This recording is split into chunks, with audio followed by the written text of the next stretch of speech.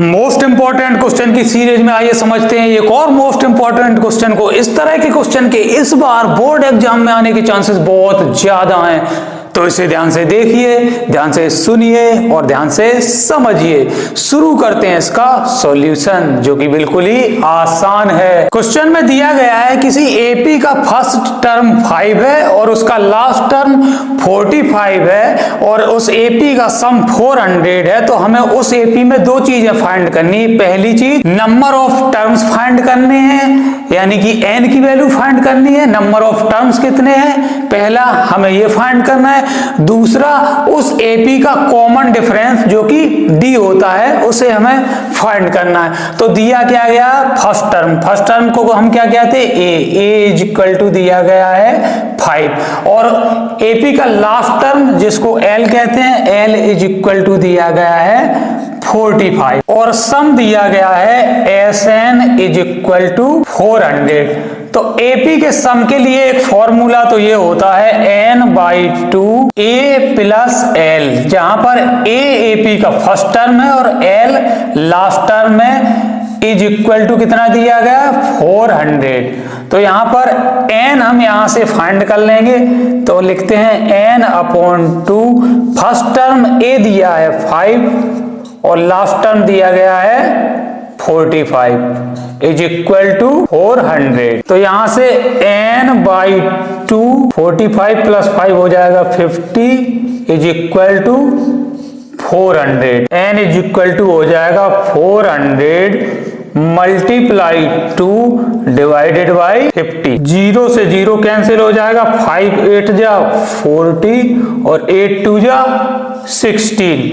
तो number of terms जो हमें फाइंड करने थे वो 16 आ गया। तो इसका फर्स्ट आंसर हो गया, उस एपी में जो नंबर ऑफ टर्म है वो 16 है, इसका फर्स्ट आंसर हो गया। दूसरा हमें उसमें इस एपी का कॉमन डिफरेंस डी फाइंड करना है, तो उसके लिए दूसरा फॉर्मूला हम लगाएंगे Sn का ही है। Sn इज इक्वल टू हमें क्या दिया है 400 दिया गया है। तो Sn के लिए एक दूसरा फॉर्मूला होता है n/2 2a plus n-1 d is equal to कितना है 400। इस फॉर्मूले में हम n की वैल्यू और a की वैल्यू पुट कर देंगे और हम यहां से क्या d की वैल्यू को फाइंड कर लेंगे। तो n हम निकाल चुके हैं जो कि 16 है, तो यहां पर हम पुट कर देते हैं 16/2 2 इंटू a की वैल्यू यहां पर 5 है प्लस n 16 है माइनस 1 d हमें फाइंड करना है इज इक्वल टू कितना है 400। अब यहाँ पे 2 8 जा 16, नेक्स्ट स्टेप 8 और यहाँ पे 5 इंटू 2 कितना हो जाएगा 10 हो जाएगा। 16 से 1 सब्ट्रैक्ट करेंगे, यहाँ पर आ जाएगा 15 d इज इक्वल टू 400। 8 से 400 को डिवाइड कर देंगे, 8 5 जा 40, यहाँ पर 50 टाइम्स ये डिवाइड हो जाएगा। अब यहाँ पर नेक्स्ट स्टेप में करेंगे 15 d इज इक्वल टू हो जाएगा, यहाँ 50 बचा है इक्वल के दूसरे साइड और 10 इक्वल के दूसरे साइड जाएगा, तो 50 से 10 को सब्ट्रैक्ट करेंगे तो यहाँ पर कितना आ जाएगा 40 आ जाएगा।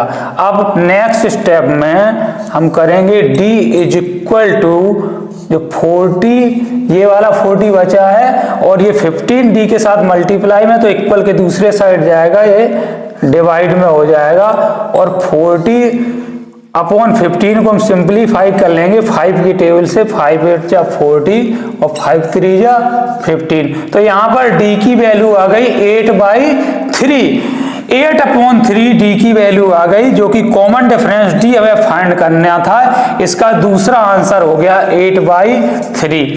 तो इस क्वेश्चन में कुल मिलाकर हमें दो चीजें फाइंड करनी थी। नंबर ऑफ टर्म्स कितने हैं, नंबर ऑफ टर्म्स 16 आ गए, इसका फर्स्ट आंसर हो गया।